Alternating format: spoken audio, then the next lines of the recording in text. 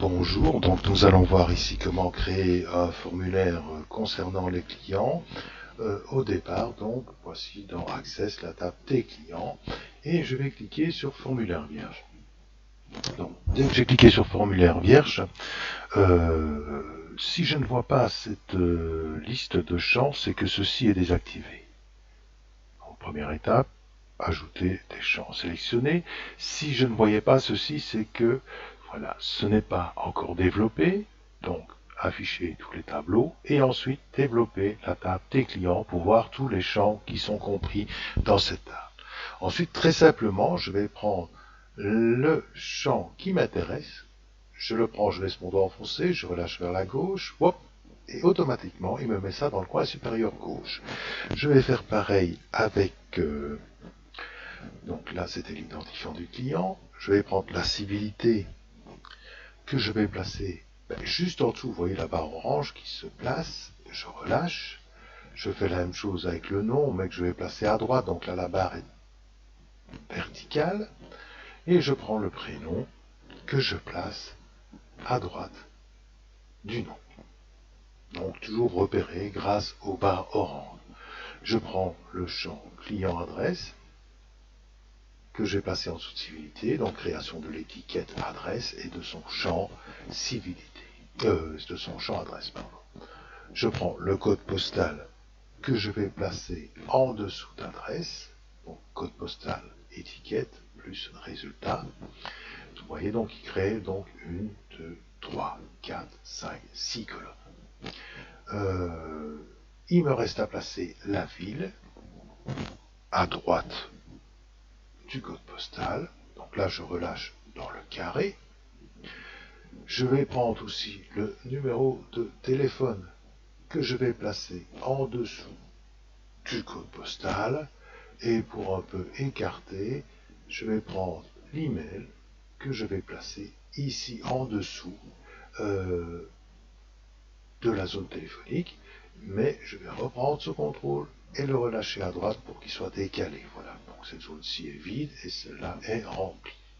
Bon, qu'est-ce que je vais encore faire maintenant? Je vais essayer un peu d'arranger tout ça.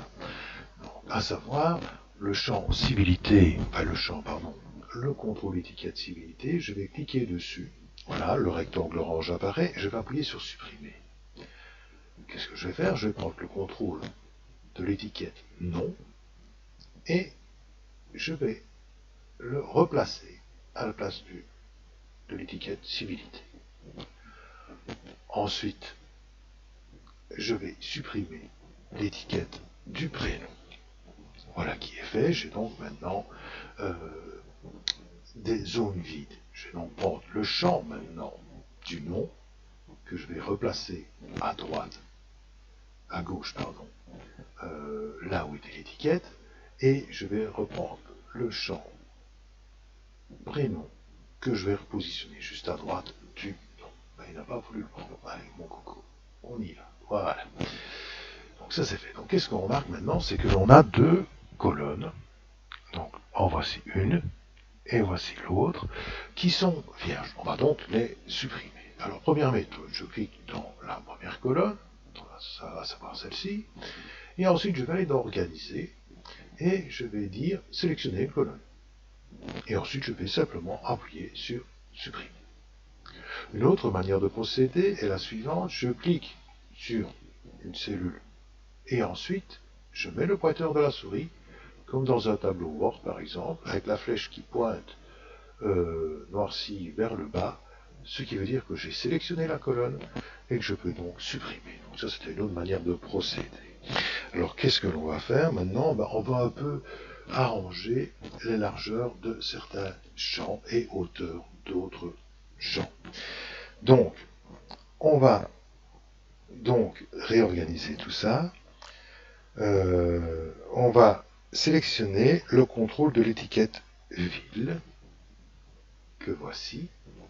Et puis sous organiser, donc outil de préservation formulaire, organiser, on va fractionner horizontalement. Pourquoi? Parce que ce contrôle de l'étiquette là elle est toute petite.